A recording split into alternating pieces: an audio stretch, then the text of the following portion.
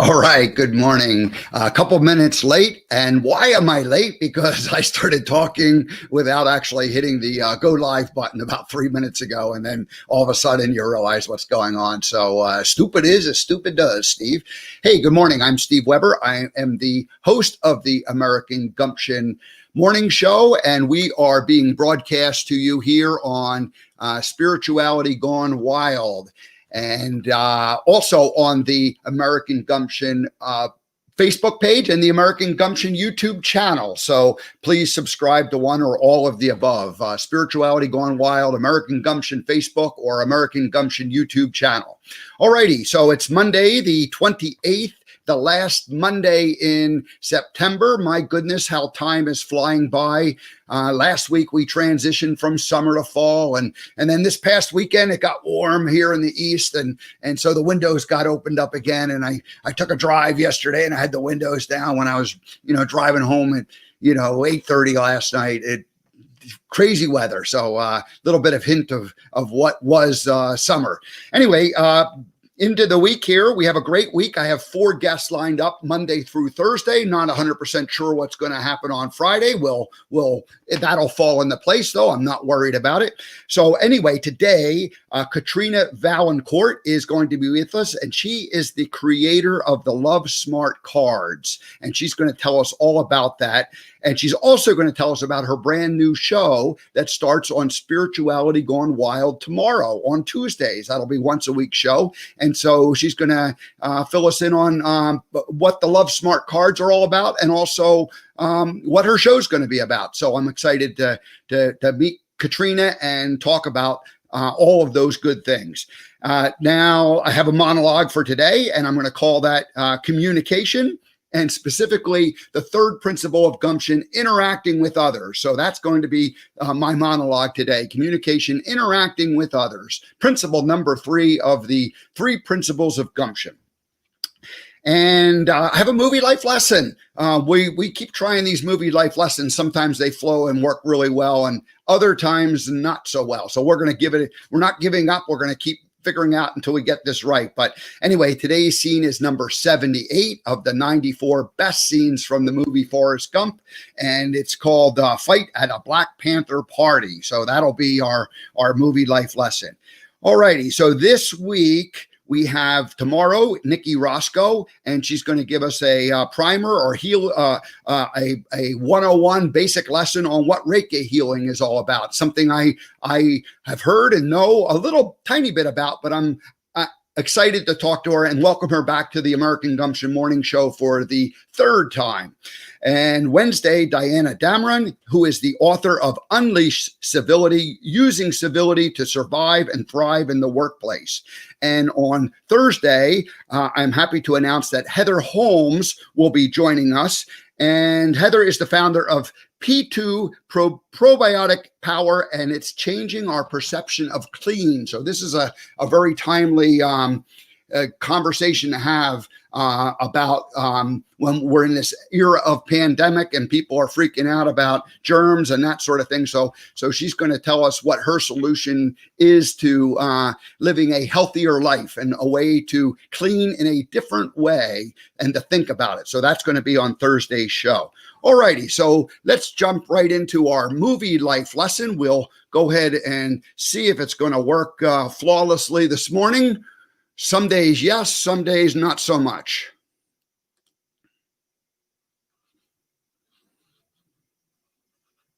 Scene 78 of not a. Today is scene 78 of 94 of the greatest scenes from the movie Forrest Gump. Hi, I'm Steve Weber, and I put this series together to pay tribute to America's greatest movie and to honor its 25th anniversary on July 6th of this year. He should not be hitting you, Jenny. That was Forrest's reason for attacking and pummeling Jenny's boyfriend, Wesley. Yes, we are against all these racist and imperial dog animals. Wesley had slapped Jenny across the face, and Forrest lost his mind.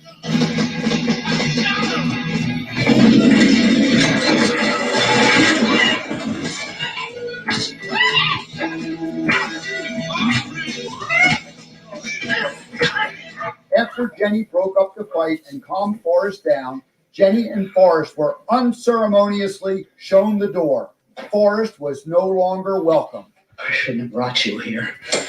I should have known it was just going to be some bullshit hassle. He should not be hitting you, Jenny. Forrest, being the gracious man that his mother raised him to be, apologized for having a fight at the Black Panther party. Turns out it wasn't much of a party. Sorry I had a fight in the middle of your Black Panther party. We can certainly understand Forrest's explosive reaction. He was raised better. It takes gumption to take responsibility for our actions. Forrest lost his mind when he saw Wesley hit Jenny, but after he calmed down, he took responsibility and he apologized for having a fight at the party. Let's all be more Gump-like. Let's take responsibility for our actions and let's live our lives with gumption.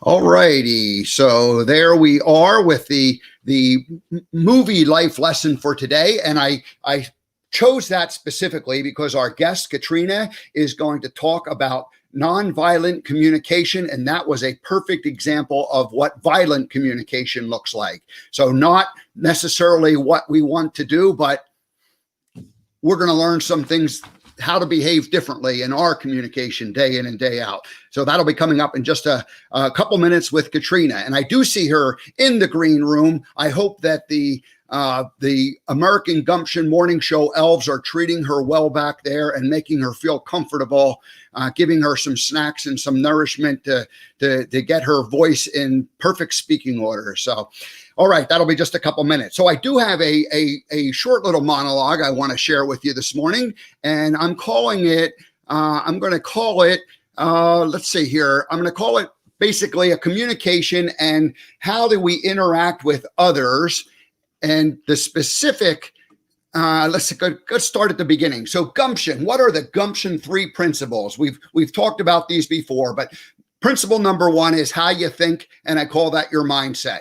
And principle number 2 is how do we act, and I call that moxie. And moxie is basically energy, acting with action, acting with energetics. And then how do we interact with others? And my word is graciousness. So those are the 3 principles of gumption, but basically they are the way we think, the way we act, and the way we interact with others. Alrighty, now, as far as the interacting goes, it's mindset number 1, and that's the big gear right smack in the middle. And moxie is the actions, and you can see that the little gear is connected directly to the big gear. So our mindset directly affects the way we get things done. And so if we have a positive attitude, then the actions we take will just naturally flow from it. And then graciousness, or the interacting with others, is its own little gear, and that's separated by a chain.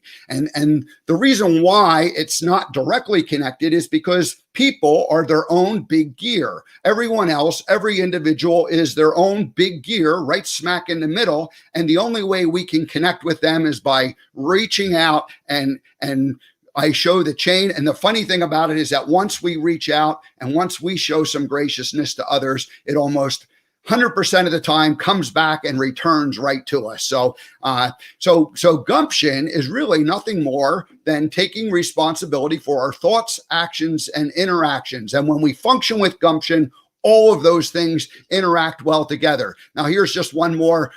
Here's one more slide that shows that the thoughts are right smack in the middle, and over on the left, you see the actions, a little gear, and then the interactions.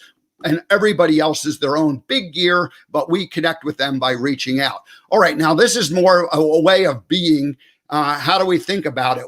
How do we interact with others, or how do we take responsibility for our thoughts, actions, and interactions? And so I'm saying optimism, and this is strictly for me. Optimism is my main way of operating. So I want to have a mindset of optimism day in and day out. And then as far as my actions go, I want to do things with enthusiasm. And this is not always easy to do.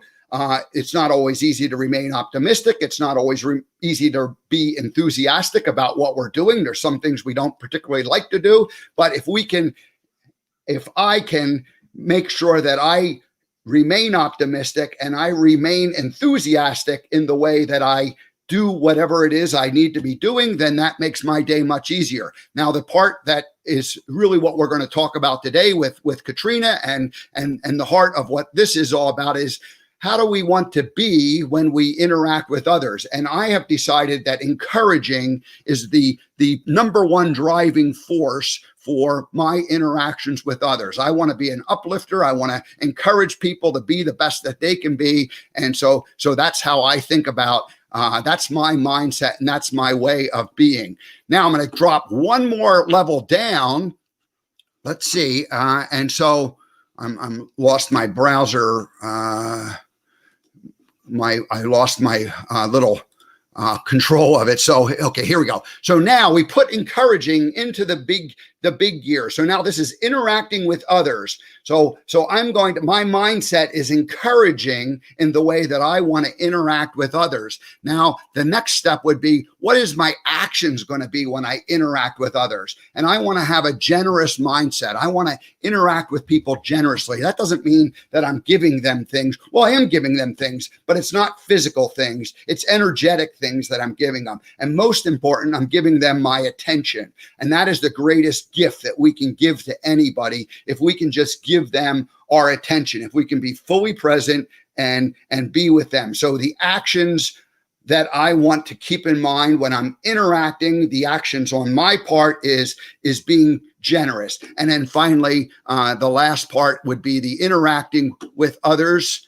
Here we go. And that's patience. So when I want to interact with another, so the interacting mindset of interacting with others is being patient. And this may evolve and change. When I learn how to be patient with everybody, I may go to another level and be able to, achieve a higher level or a deeper level of consciousness. But for right now, patience is the thing that I always want to give to another person. Generosity, I want to give the attention to them, and encouraging kind of encapsulates the entire thing. So that's really that's all I really wanted to share this morning. And again, I always like to have my monologue somehow fit in with what our guest is going to talk about. And so hopefully that sets a nice stage for the conversation that we're going to have here coming up. Alrighty, so I do see Katrina is there. I'm going to let's see. We'll go ahead and welcome her to the screen, to the American Gumption Mornings show. Katrina, how are you this morning? I'm doing great. Good morning. Great to see you. Oh, good. Well, thank you for coming in and joining us this morning. So far, our connection seems like it's working well. I've upgraded my technology in the last week to where I hardwired my computer, or with an Ethernet cable, I connected it directly to the router, and I did my first 7 weeks of shows on broadband, and it worked, but it didn't always work. And so we're trying to get this to all work smoother. And these are some things that maybe you'll experience down the road. Mm-hmm. So Katrina, the first time that I welcome a guest to the American Gumption Morning Show, I do two things. I have a little bio that I want to read and introduce who you are. And then I want to play our first time guest welcoming theme. So we have a theme that anytime someone comes onto the show, we welcome them with that. So let's go ahead and let me get into the banner. I'm going to change the banner below and announce your name and your lovesmartcards.com. But let me tell people who you are. So Katrina Vaillancourt is passionate about compassion and the teachings of nonviolent communication. And that term is trademarked. We're going to get into what that means. Katrina is a relationship coach, a certified sexuality educator, artist, and creator of the Love Smart cards. The cards were created initially as a tool to support her own path of learning compassionate communication and the character development while training her son, starting when he was 10 years old. All right. So the story there is that Katrina's a mom and she has a son and he's 10 years old, and she realizes that, hey, this relationship isn't working the way I want it to work. And so the Love Smart Cards was created to address that specific problem. So we'll let you tell us about that. And it's an educational and practical application tool that aids in the development of emotional intelligence skills such as empathy, gratitude, conflict resolution, and character building. And there's an example of the Love Smart Cards. Look at that. Show and tell. We love that. So Katrina has spent much of the last decade focused on the practice of nonviolent communication in relationships, community, and in the workplace. She helps people clear the cobwebs of old hurts, coaching individuals in critical relationship skills along the way, and empowering her clients to enjoy love and connection that can thrive for a lifetime. Her greatest passion is to make these teachings easily accessible, especially to families. It's families that create the foundation for healthy society and a healthy world. And we all need healthy families, and we all need a healthier world, especially at this particular time. So your timing is perfect. Her journey with the Love Smart Cards gives her hope that any parent, child, or romantic relationship can access and maintain a thriving and everlasting love in which freedom and security are honored and held in the balance. She's a mom, an artist, an entrepreneur, working to co-create a world that works for everyone. That is a lofty goal. So without any more words being spoken, I want to play the first time guest theme. And this will be the only time. I hope you'll come back again and be a guest in the future, but this will be the only time we'll play this for you.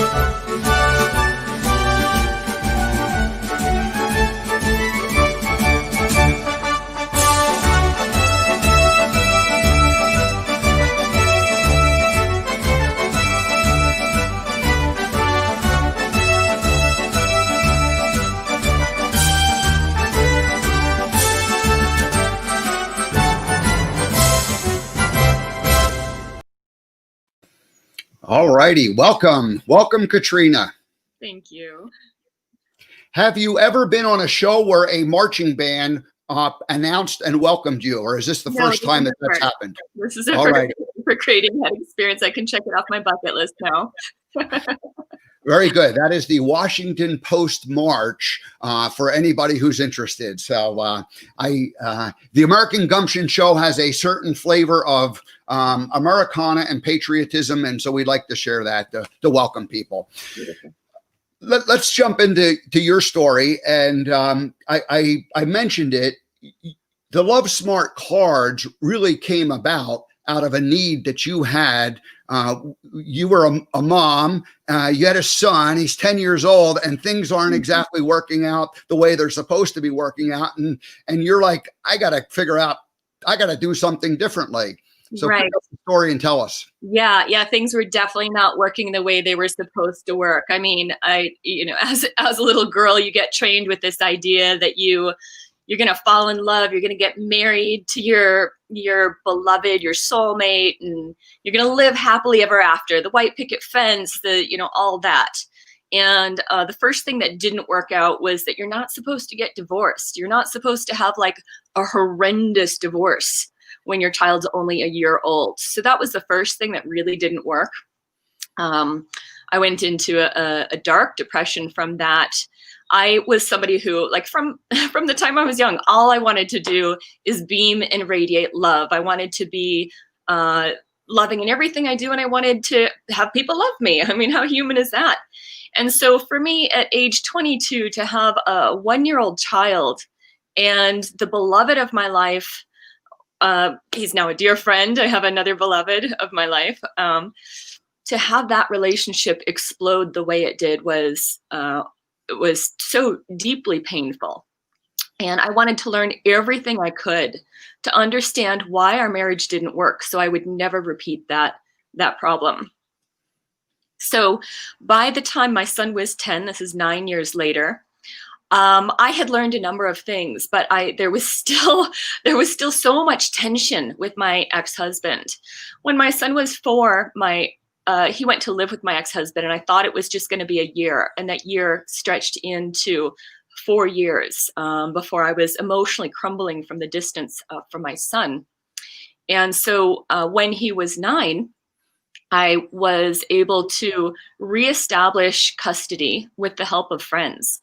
Now, as I said, my ex-husband and I were not doing well. So it was not just the problems with my son, it was the problem with my ex-husband as well. And family is such a deep value for me. So to have my 2 most important relationships with my son and with his father, right? That is the core of my son's family. To have those relationships not working and to just be like, wow, what am I missing here?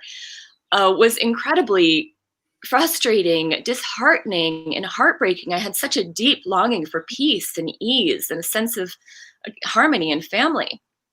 And I was really grateful to come across the work of nonviolent communication. We can talk about that as a modality later, but I want to continue on the thread of this story with my son. So I met some people who taught nonviolent communication and facilitated nonviolent communication, and with their assistance, they were able to help me regain weekday custody of my son without going through the court system. And that really meant a lot to me, because family court can be so brutal, especially when your relationship with your ex-spouse is so tumultuous that you can't have a 5 or 10 minute conversation without it becoming explosive. And that's the way my relationship with my son's father was. So it felt like a miracle for me when in these facilitated dialogues, we actually could talk for 3 hours, right? There's something different that happened in the way we were talking with each other. And so rather than exploding in 5 to 10 minutes, we had deep 3-hour conversations where we were able to clear some of the pains of the past. We were able to understand each other in a deeper way. And we would actually come through to a place of saying, I love you. I want the best for you. And from that place, we were able to seek to cooperate to figure out how to resolve the challenges that each of us were carrying as it related to our son's well-being and our own well-being. So that was a miracle for me. And I'm like, I need to learn this nonviolent communication. And yet some of the things about nonviolent communication seemed like psychic powers to me. And so I was like, wow, how do you do it? And there was one time I went to an NVC workshop, and this card tool, there's a card tool called Grok cards that came out. And I was so amazed. We did this exercise where we were sitting in a circle, and one person would share something difficult that had happened in their life. And then the rest of us would pull out our cards, and we would start to just guess what that person might be feeling and what they might be needing.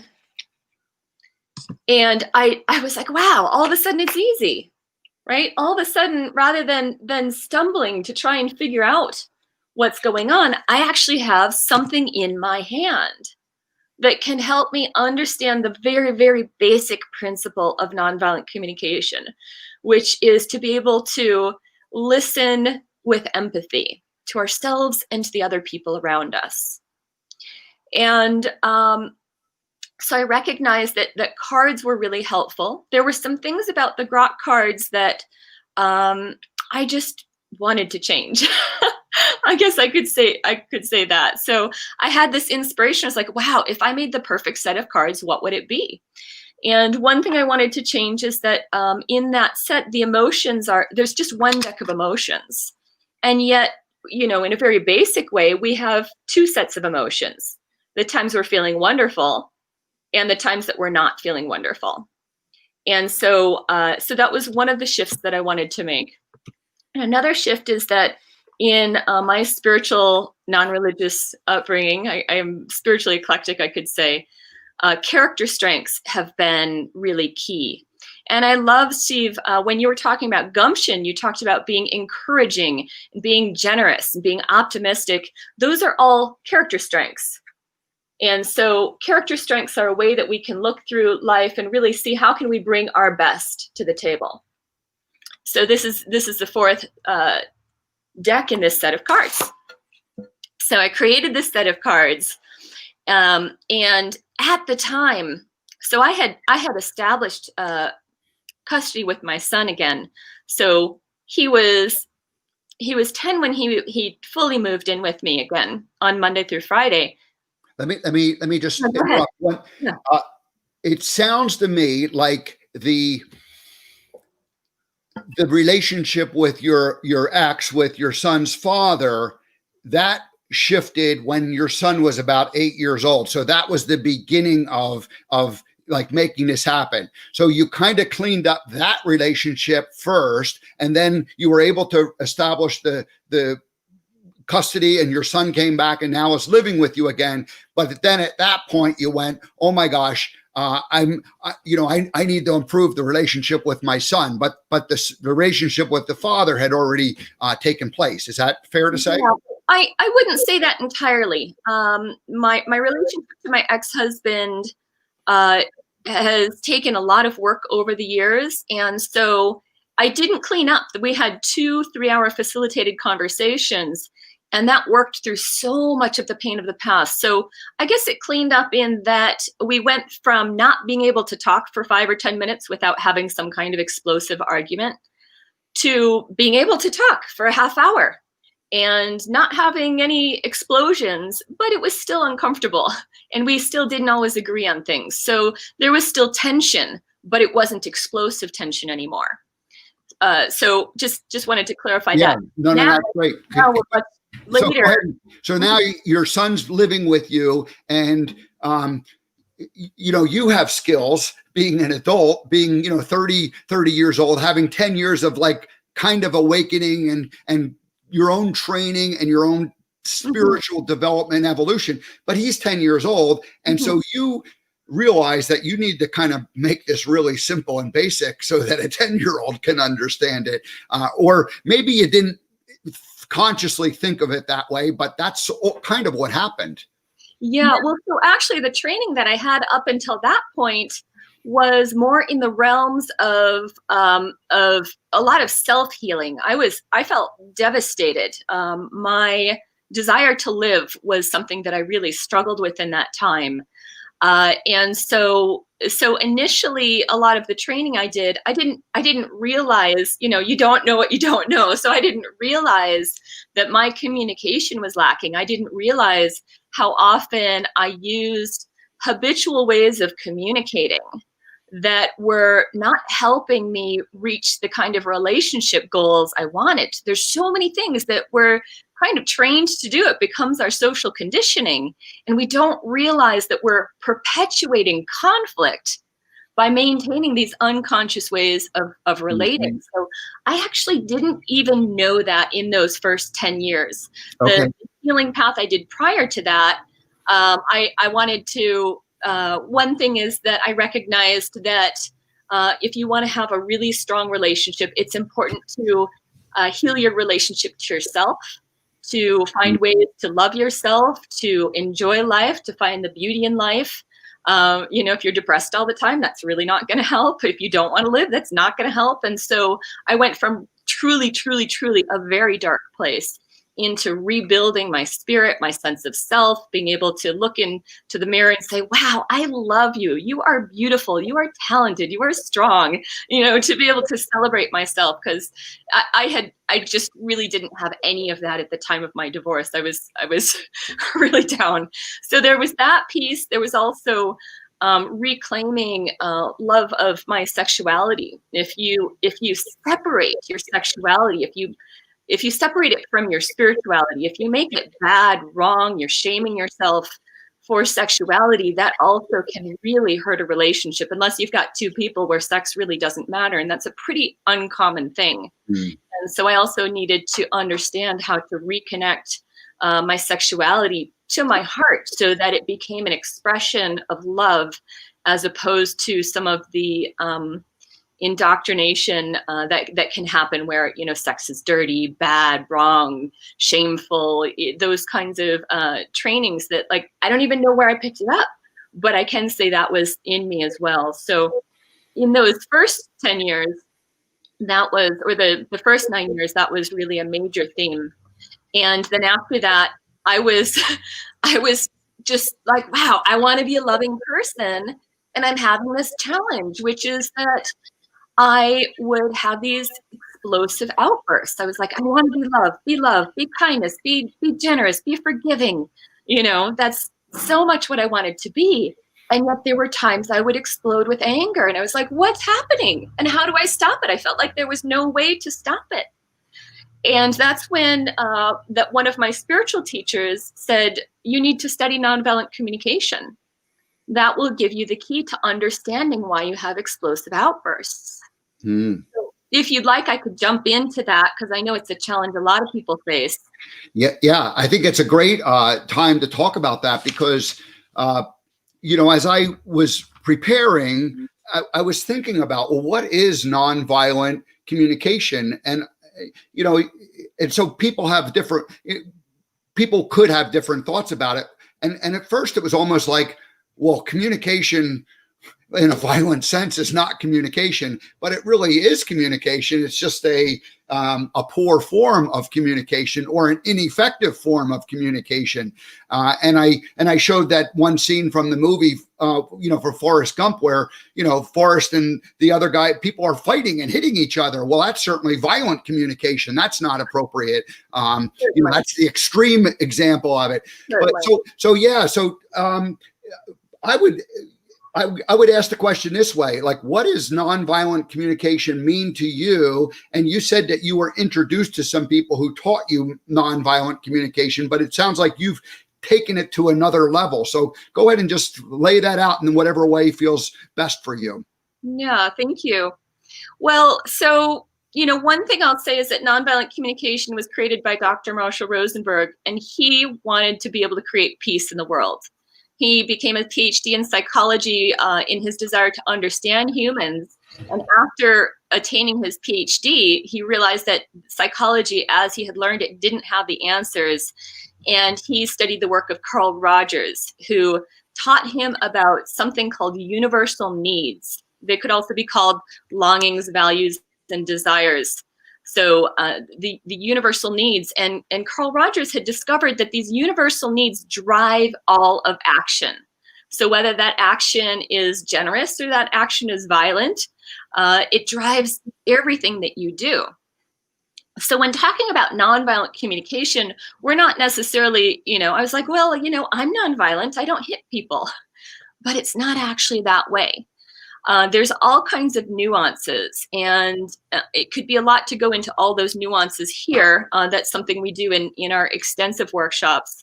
But here's a visual that I've created, and this is available on the website that you can see scrolling at the bottom. So all of the areas here in the shadow part, the clouded part, anytime we're blaming, anytime we're shaming others, complaining, demanding, criticizing, accusing, right? These are all things that happen inside of the way we talk to other people. So all of this is something that could be called, in nonviolent communication, we call it the jackal. This is where there's some form of anger or internal violence that is landing on another person through these ways of communicating.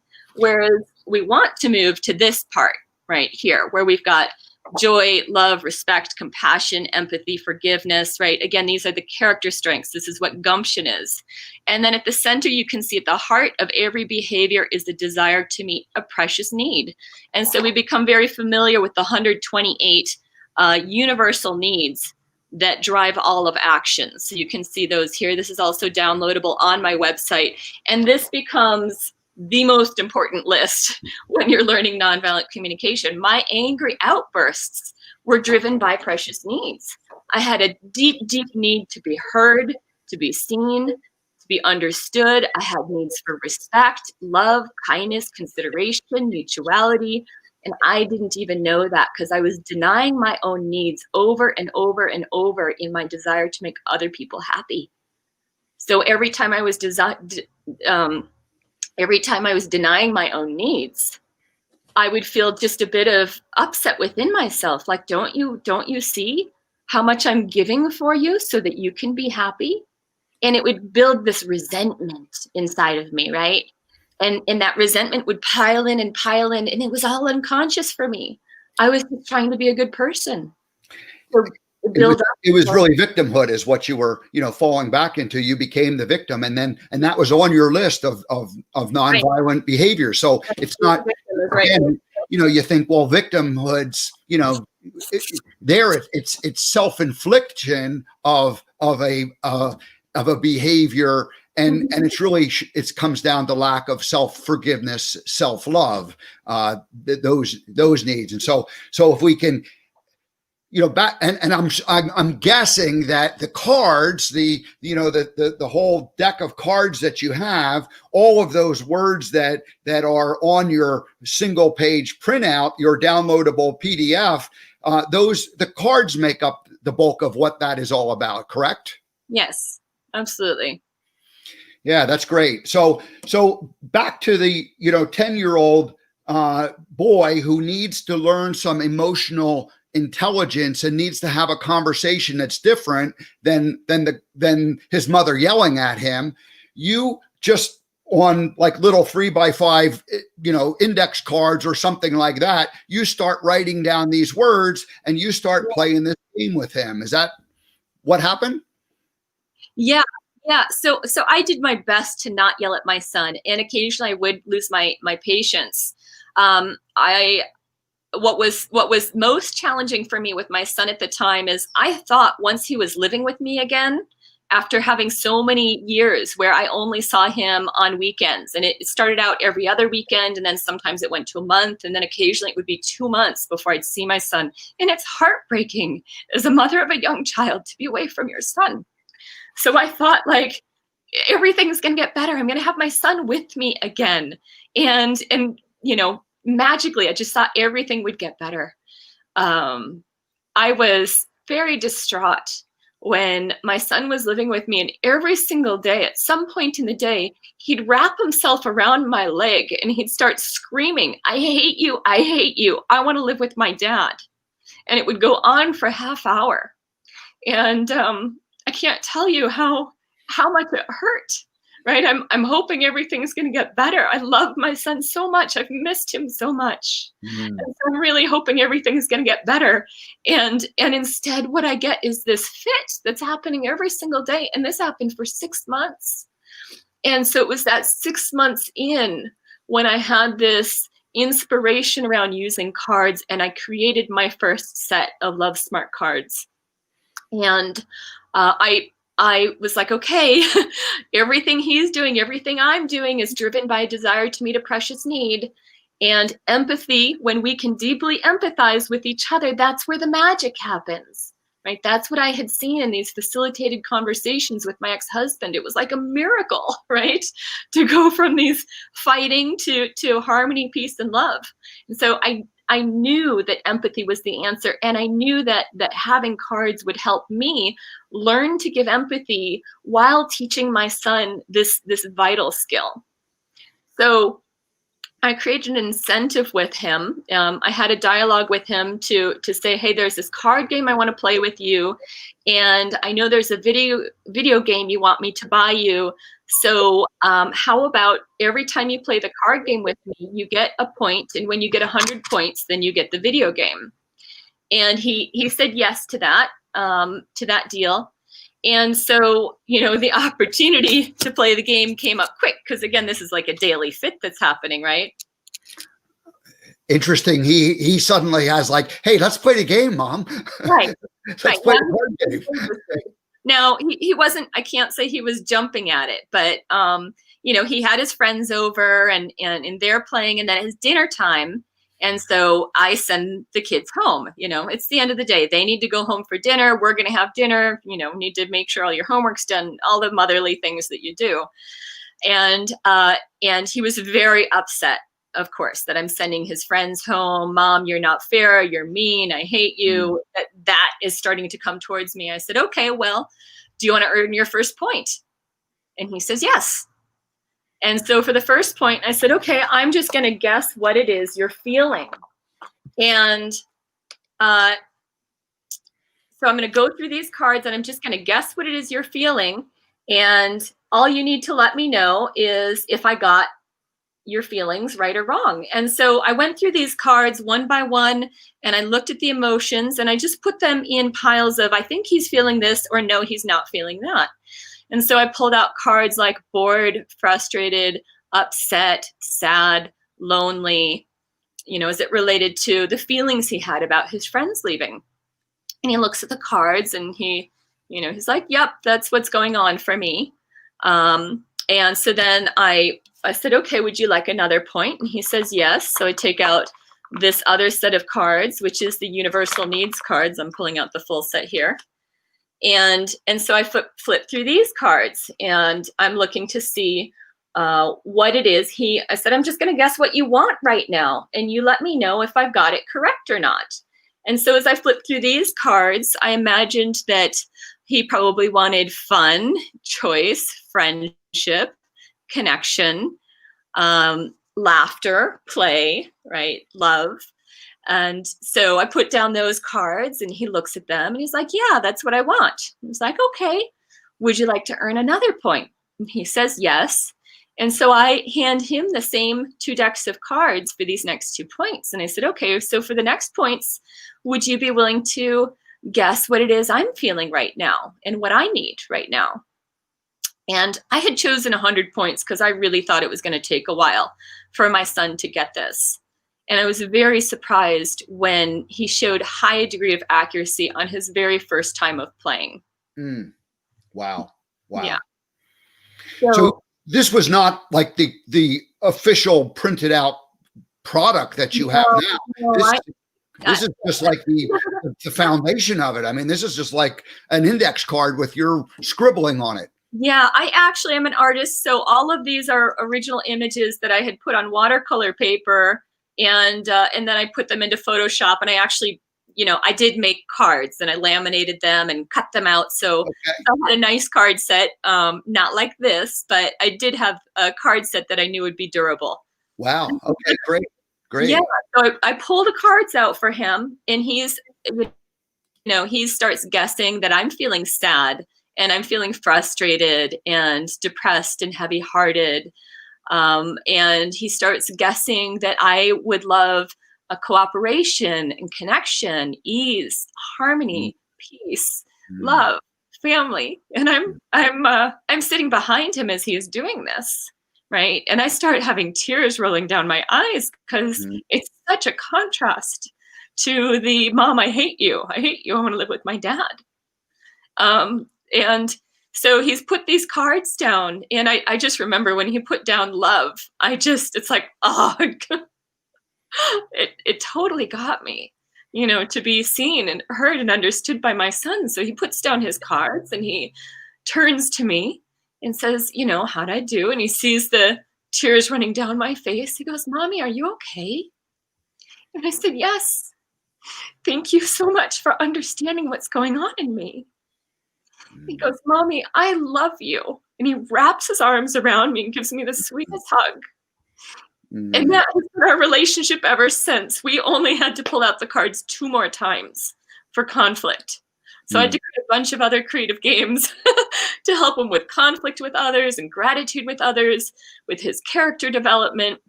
So there's a whole bunch of games that I've created. Most of them are in this quick start guide. And yeah, he's 22 now. We only had to pull out the cards 2 more times for conflict between the 2 of us.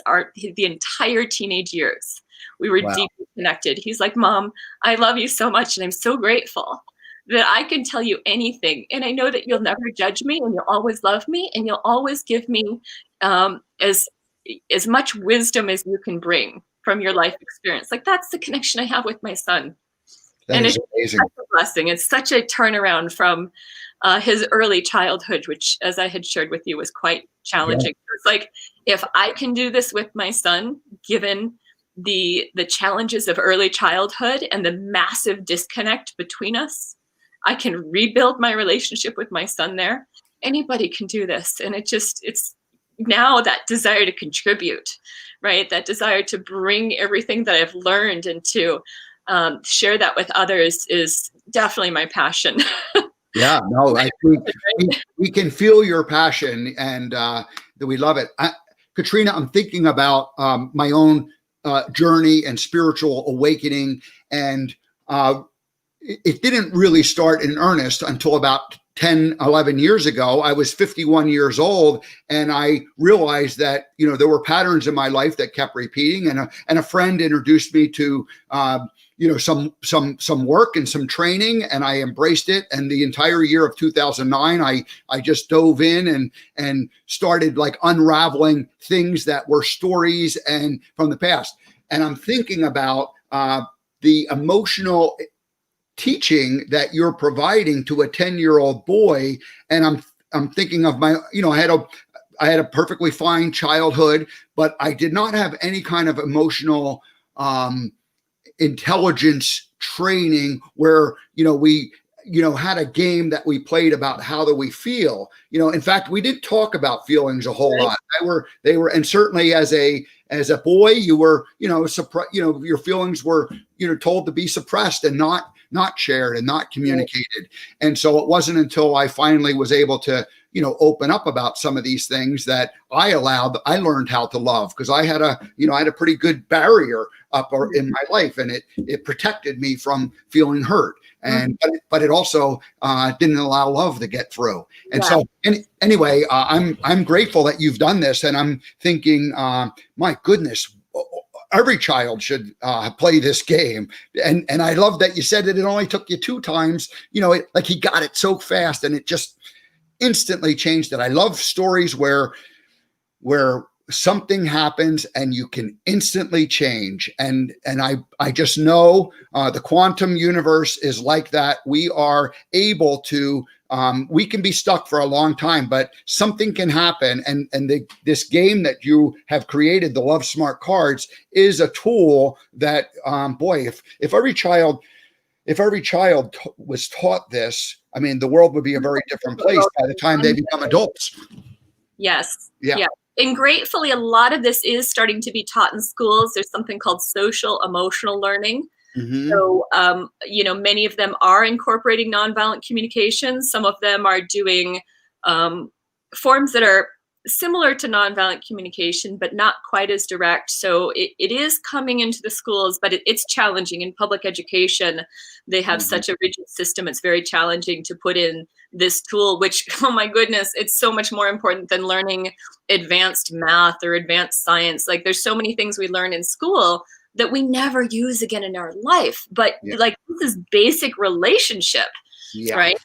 This is like, how do I get along with my mom and my dad and my brother and sister and my friends and my spouse eventually? How do I create a strong and healthy family? This is relationship 101. And not only that, but when you really understand how needs work and how emotions work and character strengths, when you really integrate this, you have a level of power and clarity and integrity in your life that's really outstanding. You cannot be controlled and manipulated by other people, nor do you want to control and manipulate other people. It changes the power dynamics. And that's why it is something that can help to co-create a world that works for everyone, right? It annihilates the power dynamics. It brings us into, how can I live life from my integrity in a desire to contribute to you? And how can I inspire the same in you? Wow, this is great. I want to just say thank you for going through that foundational story of how you got there or how you got here. When did it officially become a product? I mean, when did it become what it is today? How long ago was that? Oh, goodness. I think I first published about 6 years ago. I had so many people who said, wow, I want a set of cards. And it takes a lot to publish, right? It takes a lot to make a product. So in the beginning, I just found ways to go to Kinko's and to try and create larger quantities of handmade cards. But ultimately, the demand came up to a place where it was like, okay, it does make sense to publish. So about 6 years ago is when I did that. Right. We now sold close to 1,000 sets between the US, Canada, and Japan. We have an English-Japanese set. It's being translated also into Mandarin. I'm really just excited about having translations into other languages because, again, it's universal, right? It's not like you have to be in any particular part of the world for this to be true. Everybody has the same universal needs. Correct. Right? Everybody has the same basic set of emotions. And when our needs are well met, we feel these. And when our needs are not met, we feel these. Right? So that's the very basic teaching of nonviolent communication, is to understand what those needs are and how our emotions relate to our needs. And then again, this is the character strengths it's another quality of the heart, but this is what am I seeking to generate in the world, right? Mm-hmm. What's the gumption I want to bring? Mm-hmm. So yeah, that's the basic, and it's been out 6 years, and I'm looking forward to. I want to have it in every single language and have this connection happening around the globe. Well, your passion for the Love Smart cards and your passion for compassion are evident, and I want to just say thank you for sharing the backstory. So now we're going forward. Tomorrow, Katrina Vaillancourt starts her very own show on Spirituality Gone Wild. It's going to be on Tuesdays. Tell people about what it's going to be. What do you envision it being? And I'm going to give you the ability to, like you can say what it is today, but after after you do 6 shows and after you do 8 shows, it'll evolve into something else, because I know that from firsthand experience. So what is your vision though, as you start your show here on Spirituality Gone Wild? What could people who watch expect? Will you have guests? Will it be a monologue? Will you be teaching just the Love Smart? What do you envision doing? Yeah, thank you. So the show is about igniting compassion, and it's about growing radical empathy, like really being able to flex that empathy muscle. Because again, that's the foundation of nonviolent communication. That's where the magic happens. And so we will have guests on the show, and what it's going to do for the audience really is to inspire you, to give you a better sense of what this set of tools is and how you can apply it to your life and how it can apply to all kinds of challenges that are happening. So we'll have some guests who are experts in the field of nonviolent communication. It's such a vast field. Some of them are experts as it relates to family dynamics or specifically parenting. Others are experts in a business setting. Others are experts in conversations about race, power, and privilege. So there's definitely a lot more people who are looking at the dynamics of racism and looking to see how can we really become spiritual activists in, again, empowering all people as it relates to nonviolent communication. So there's so many different areas of expertise. Some people like to do more of the inner work. How do we use nonviolent communication when we have inner conflict? We have, part of myself says I should do this, and another part of myself says I should do that. How do I choose when I have conflict inside of myself? So some people like to focus on that. And all of them are really looking to see how do we expand our sense of compassionate consciousness. So some of the guests I have will be experts in that area, and others will be guests who are having challenges. There's something that they're dealing with in life. Again, whether it's parenting, whether it's in their romantic relationship, maybe with a friend or family member. I would imagine we're going to have people who want to figure out how they talk politics, because there are certainly people with different political ideas, and they love people who have different political ideas. And right now there's a lot of tension around that. So how do you use these tools to be able to bring love and harmony when there's that kind of tension? So those are some of the topics that are likely to come up in this show. And we'll be starting next Tuesday on the 6th. Okay. From 10 to 11 on Spirituality Gone Wild. So 10 to 11 Pacific time. Pacific time, yes. And so that is going to be 1 to 2 on the East Coast. And if you live in Paris, it would be 6 hours later. So there you go. There we go. The wonderful thing about these broadcasts is that while they are live, and so they happen at a certain time, people who don't get a chance to see them when they live can go back and watch them later on. So, these things will live on forever. So, well, that's great. So you're going to start your show next week on the 6th. I'm grateful that you were able to join us this morning, and I wish you lots of success with with your show. And I'm going to be watching and paying attention, and I would love to have you come back sometime in the future, and we could talk some more about this with. Wonderful. I'd love to. And again, I just want to remind people, we only have scratched the surface here. I have many free downloadable tools on my website. I also lead 7-day challenges to get you jump started. So those are also free. And then of course there are other workshops and facilitated work that I offer. All of that can be found on the website. Steve, it's been wonderful to be on your show, and I'd be delighted to come back. Yeah, great. Well, thank you so much for joining us this morning, and we wish you luck. We'll be, I'll make sure I mention the show, through this week, or at least next week when you're ready to start on the 6th, and I think that's great. So lots of luck. We'll have you back, and you can tell us how it's going, and from experience, I know that, the show kind of evolves and morphs, and I don't even feel like I've really settled into exactly what I'm doing. I have some pieces that are fun and working, and then some things that you try and for whatever reason, they don't quite, feel like you want to carry them forward. So I'm sure that as your show evolves, it will become, but your foundation and the Love Smart Cards is a wonderful topic and something that we all need. So thank you for doing what you're doing. Absolutely. Thank you, Steve. All righty. Well, we'll say goodbye to you then. We'll see you again in the future. Thank you for joining us, Katrina. And let's see here. I'll put myself. Whoops. No, I'm putting myself on there. How do I do this here? I'm still learning how to work this StreamYard. That's Katrina. If you're still listening in, make sure that you learn how to control the panel. That's been the one thing I said. It's like walking and chewing gum and walking backwards and skipping every third step to make all these controls work properly. So, all righty. Well, that was Katrina Vaillancourt of lovesmartcards.com. Please check out her website. And that was a really fun conversation. She's going to begin her show next week on October 6th, Tuesday, and it runs from 10 to 11 on the West Coast Pacific time and from 1 to 2 live on the East Coast. But of course, you can always watch it on Spirituality Gone Wild or whatever broadcast channel she's doing. So that's it for today. Tomorrow, let's see, we got a couple great guests coming up the rest of the week. Nikki Roscoe, third-time return guest and she's going to give us a primer, a 101 lesson in Reiki healing.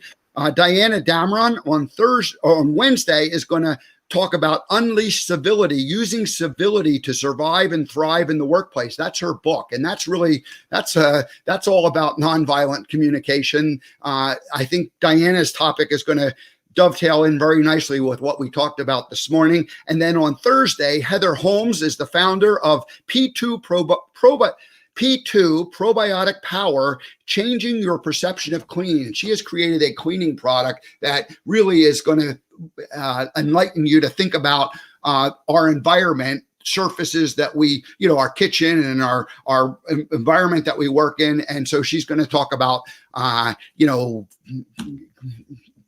we'll just let her explain that because she's the expert. All righty. So that's it for the day, folks. Have a great day. We appreciate you all being here. I've got some good comments coming in from Bettina Carey, who's been a guest. She said it was a great interview. And Candace says, I am so appreciated your vulnerability. I have heard such great things about. Anyway, she just loved what you said. You were open. Katrina opened up and shared from the heart. And I think we all could feel that. So anyway, thank you so much.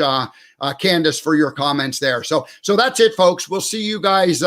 We'll see you we'll see you tomorrow morning at the same time for another version of the American Gumption Morning Show. All righty.